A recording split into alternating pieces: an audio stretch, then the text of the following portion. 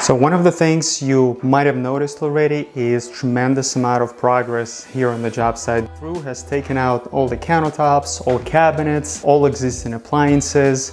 Everything's empty. We're literally down to the first subfloor that I'm going to talk about in just a minute. And we're about to start removing the pantry closet right in front of me and the soffits that go all the way across the kitchen. So today I wanted to talk about things that may or may not come up during the first initial demolition on the job site. So one of the things that most of the time we'll pay attention to would be soffits in the kitchen. For the main part, there could be electrical, which is pretty much always there, all tangled up. So in most cases you need to kind of rewire, untangle it and redo. But in some cases you have to be really careful because there might be some sewer lines, hot and cold water lines as well running through. And before you make plans for the cabinets, to go up to the ceiling, for example, you need to check the soffits to make sure there is nothing there and nothing prevents those cabinets going up to the ceiling, especially if you're talking about some frameless installation or no crown molding installation up to the ceiling.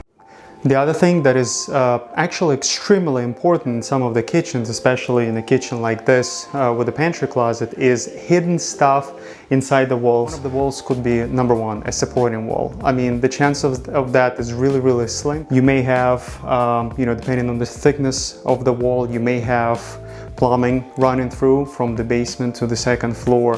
You may also have some ductwork, like small ducts hidden inside running through the basement. And that's something you definitely need to check based on your final plans. So if you end up removing the pantry closet and end up placing some cabinets and stuff like that, or just want to keep it open, please make sure you check on those before anything gets done or anything gets ordered. The other thing that I wanted to point out that is most of the time is really hard to notice, this existing flooring, vinyl flooring with a layer of luan actually has 2 layers. So altogether it raises the flooring but about probably 3/8, maybe ½ inch total. And originally the cabinets were installed first and then the flooring came up to the cabinet, so the flooring became a little bit taller. Actually somebody got lazy probably, and instead of removing the first layer they just installed the flooring on top of the existing one. So what we're gonna do, we're gonna remove both layers down to the original subfloor, screw down the subfloor, and then install new flooring on top of that.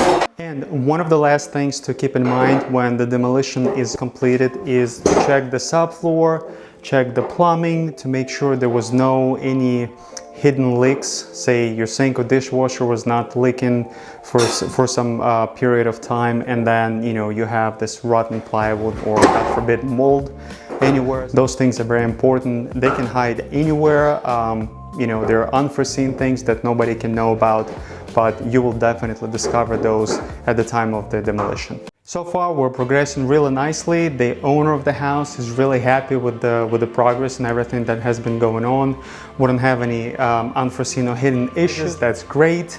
So the next steps would be to complete the demolition in the kitchen and the family room, remove the pantry closet, remove the soffits, and actually remove 2 layers of surprising subfloor on top of the original one, and proceed to the next phase, which is preparation for the project.